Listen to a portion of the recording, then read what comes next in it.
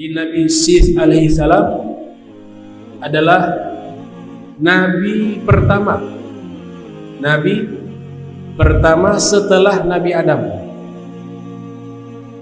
Nabi pertama setelah wafatnya Nabi Adam itu Nabi Allah Syith alaihi salam. Jadi kalau diurut urutan, Nabi Allah Syith alaihi salam ini Nabi kedua, Nabi yang kedua. Yang pertama Adam, yang kedua Nabi Syith alaihi salam. Para ulama menyatakan Nabi Syith alaihi salam ini seorang nabi. Mayoritas mengatakan beliau seorang nabi. Kenapa para ulama mengambil kesimpulan bahwa beliau seorang nabi? Karena diberikan suhuf. Suhuf ini lembaran-lembaran yang berisikan wahyu dari Allah Subhanahu wa taala. Dan manusia yang menerima suhuf pasti seorang nabi.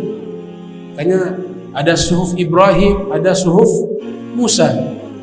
Karena Nabi Ibrahim, Nabi Musa seorang nabi, maka Syith juga alaihissalam diberikan suhuf. Namun di dalam Al-Qur'anul Karim Allah Ta'ala tidak menyebutkan nama Nabi Syith. Jadi dalam Al-Quran tidak disebutkan nama Nabi Syith alaihissalam, dan tidak menyatakan bahwa Nabi Syith itu seorang nabi. Jadi mereka menyatakan bahwa Nabi Syith alaihissalam adalah seorang nabi dari hadis Rasul sallallahu alaihi wasallam, yang dimana hadis tersebut Nabi mengatakan Nabi Syith diberikan 50 suhuf. Disebutkan ala Syith kepada Syith alaihissalam. Dan Nabi Allah Syith alaihissalam inilah nanti anak keturunannya seluruhnya para nabi. Jadi semua para nabi, para rasul, nasabnya itu kembali kepada Nabi Allah Syith alaihissalam. Ada seorang tabi'in bernama Wahb ibnu Munabbih. Beliau mengatakan di wajahnya Nabi Syith alaihissalam itu ada cahaya di jidat. Nanti menjelang wafat, cahaya itu berpindah kepada anaknya. Setelah cahaya itu berpindah kepada anaknya, meninggal usia 900 tahun. Jadi Nabi Allah Syith alaihissalam meninggal usia 900 tahun. Wahab ibnu Munabbih mengatakan cahaya itu adalah cahaya Nabi Muhammad sallallahu alaihi wasallam. Karena Nabi Muhammad berasal dari keturunannya Nabi Allah Syith alaihissalam. Karena nanti ada keturunan Qabil. Qabil punya keturunan. Nabi Allah Syith punya keturunan nabi-nabi. Jadi Nabi Adam seorang nabi, anaknya nabi, hadiah dari Allah. Kenapa hadiah dari Allah? Karena anaknya yang soleh, Habil itu kan telah meninggal, dibunuh. Habil sudah dibunuh, sedih, kehilangan. Allah ganti, kasih hadiah. Ini hadiahnya saya berikan anak yang soleh, bahkan menjadi seorang nabi. Artinya kalau kita kehilangan sesuatu, jangan berlarut-larut dalam kesedihan. Mungkin Allah ingin mengganti yang lebih baik. Seperti Qabil membunuh Habil, Habil meninggal, diganti Nabi Allah Syith alaihissalam. Karena diberikan hadiah kepada Nabi Adam, hibatullah, hadiah dari Allah, maka diberikan nama Syith yang artinya hadiah dari Allah Subhanahu wa ta'ala. Nabi Syith punya anak namanya Anusi. Namanya Anusi. Anusi punya anak namanya Kinan. Kinan punya anak namanya Mahlail. Mahlail punya anak namanya Yarid. Yarid punya anak namanya Khanuh. Khanuh ini adalah Nabi Idris. Khanuh Nabi Idris alaihissalam. Khanuh punya anak namanya Matusalah. Matusalah punya anak namanya Lamuk, namanya Lamuk. Lamuk punya anak Nuh, Nabi Nuh alaihi salam. Seterusnya ke bawah nabi-nabi sampai kepada Nabi Muhammad sallallahu alaihi wasallam.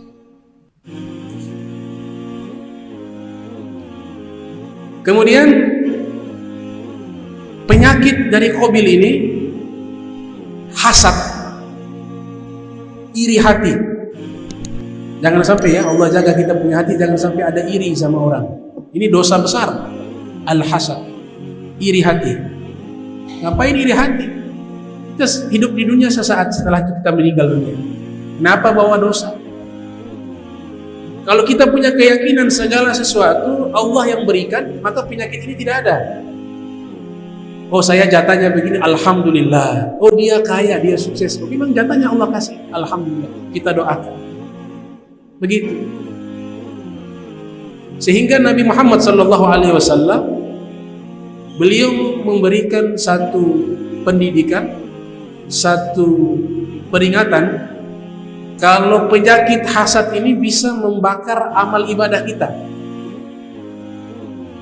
Penyakit hasad bisa membakar amal ibadah kita. Ini hadis diriwayatkan oleh Imam Sulaiman bin As'as As-Sijistani yang lahir 202 Hijriah, meninggal 275 Hijriah di dalam sunannya, dari sahabat Abi Hurairah. Rasul sallallahu alaihi wasallam bersabda, "Iyyakum wal hasad." Hati-hati kalian dengan sifat iri hati. Fa innal hasada ya'kulul hasanat kama ta'kulun narul hatab. Karena sifat iri hati dapat memakan kebaikan, dapat menghancurkan kebaikan, sebagaimana api membakar kayu bakar. Kayu bakar ditumpuk setinggi apapun, mau 2 meter, 3 meter, 4 meter, tapi ketika dibakar jadi debu. Amal ibadah sebesar apapun, tapi dalam hati punya iri hati, maka amal ibadah itu akan hancur seperti debu. Habaan mansura, debu yang ditiup oleh angin. Saya pernah pelajari buku puisi, buku puisinya Imam Syafi'i, namanya Diwan Al-Imam Syafi'i, satu jilid.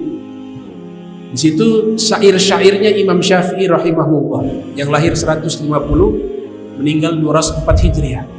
Ada satu syairnya Imam Syafi'i tentang iri hati itu, beliau sebutkan, beliau katakan, kullu adawah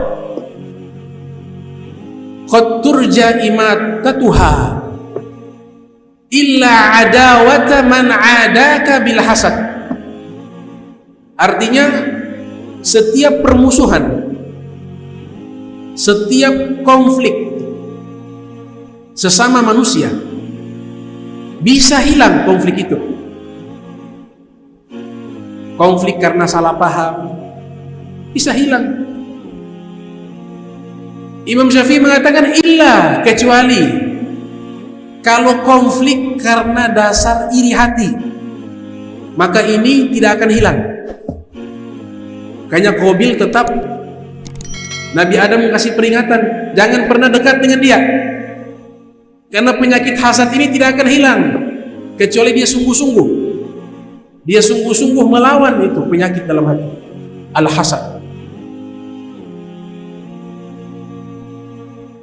Kullu adawati qad turja imatatuha, dalam satu redaksi izalatuha illa adawata man adaka bil hasad.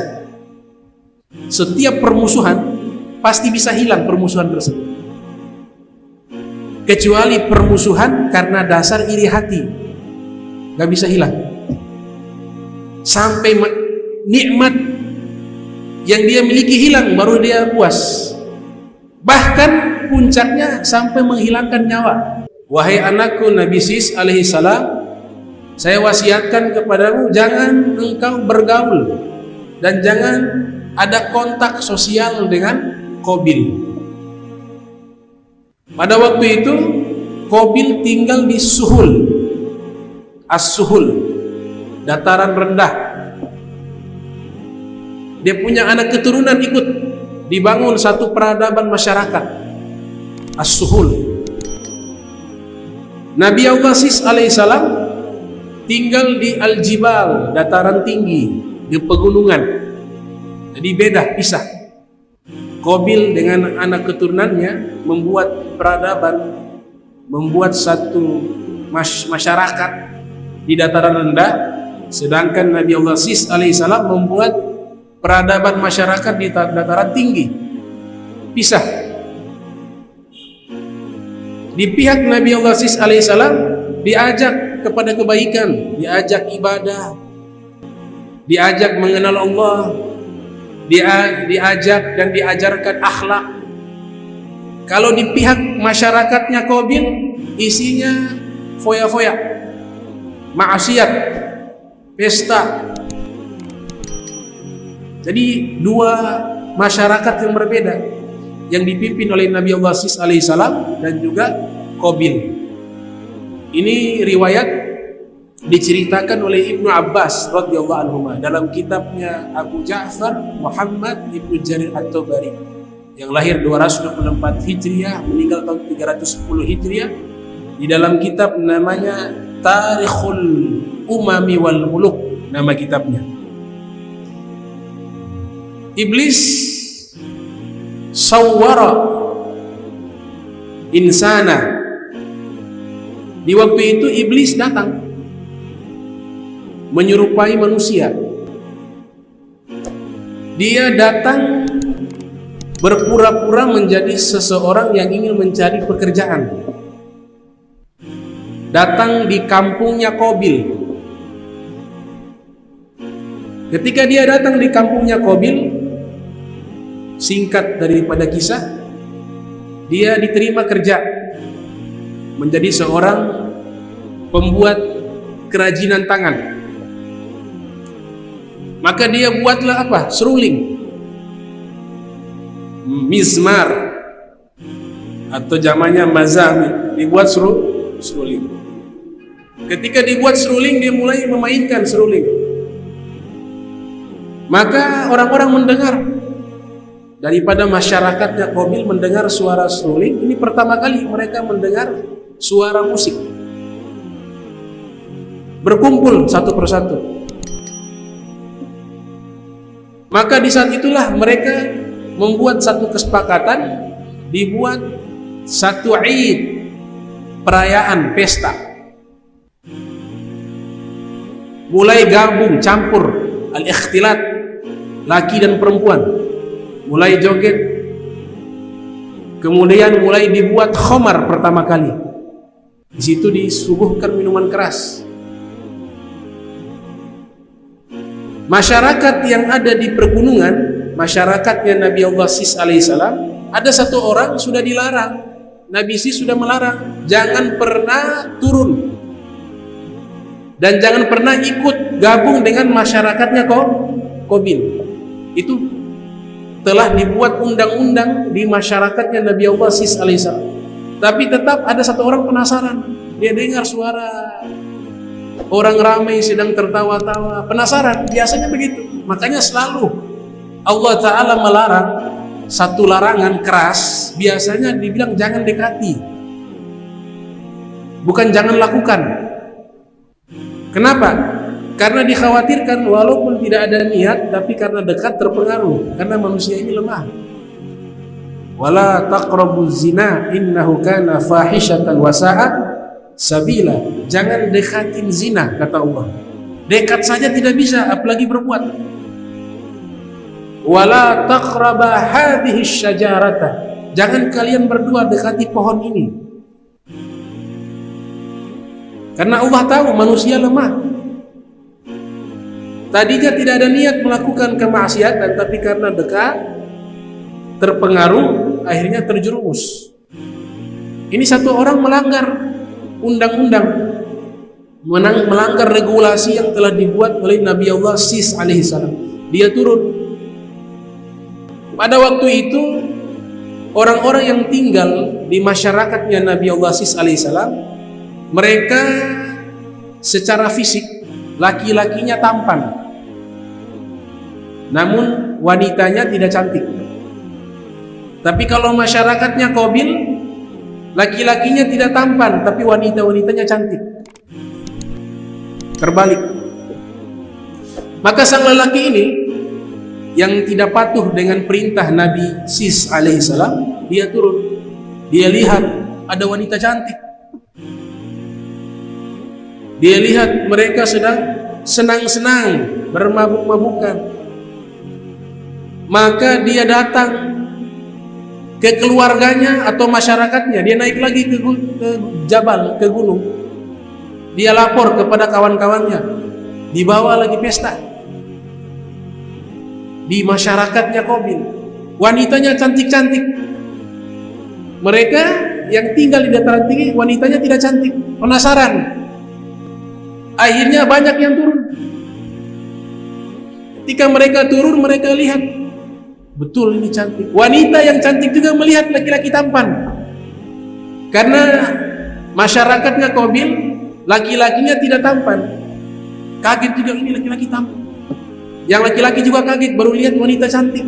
Akhirnya ikut gabung. Sebagian telah dilarang oleh Nabi Allah Sis, jangan pergi, tapi mereka melanggar perintah.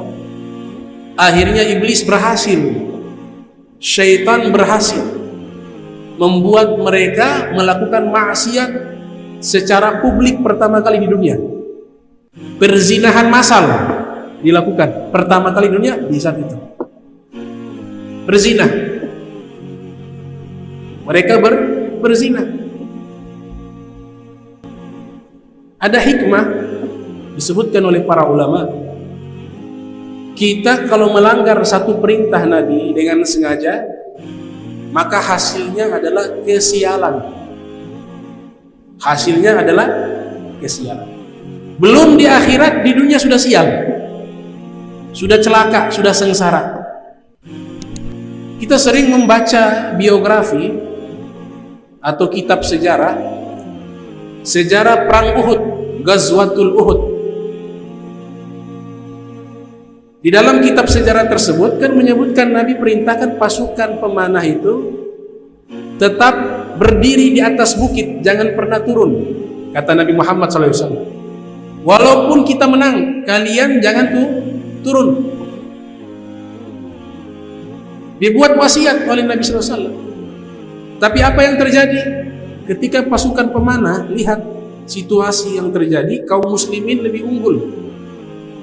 Mereka beranggapan kaum muslimin sudah menang. Akhirnya apa yang terjadi? Turun. Mereka turun melihat harta rampasan perang, ghanimah begitu banyak. Mulai terpengaruh dengan duniawi, turun. Pesannya Nabi tidak dihiraukan. Hanya ada sedikit saja yang tetap taat. Mereka katakan, Nabi wasiatkan jangan kita turun. Mereka sebagian mengatakan, tapi kan kita sudah menang, turun saja. Maka banyak dari mereka turun. Yang terjadi apa? Khalid bin Walid memutar pasukan dari belakang. Akhirnya banyak kaum muslimin meninggal dunia. Kenapa kecelakaan ini bisa terjadi?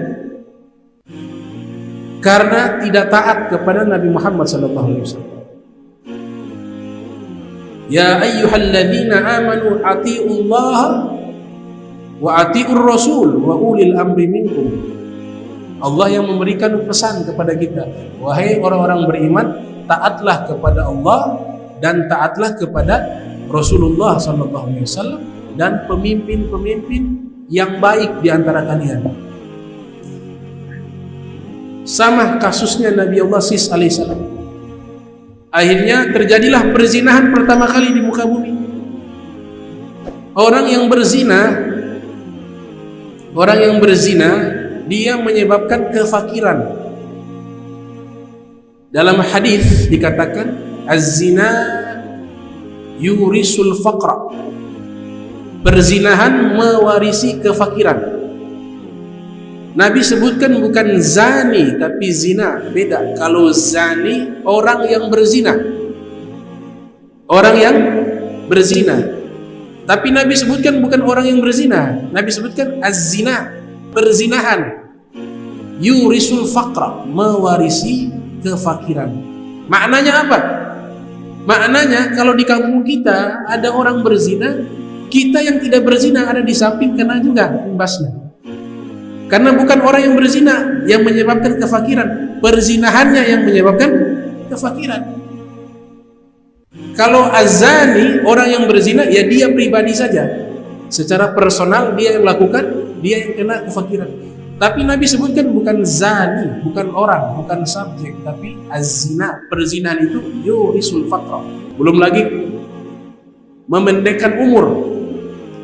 Orang yang suka berzina umurnya pendek. Kemudian zina ini minal kabair. Zina ini termasuk dosa-dosa besar. Saking besarnya Allah sebutkan wala taqrabu zina innahu kana fahishatan wa sa'a sabila. Saking besarnya dosa, dekat saja tidak bisa.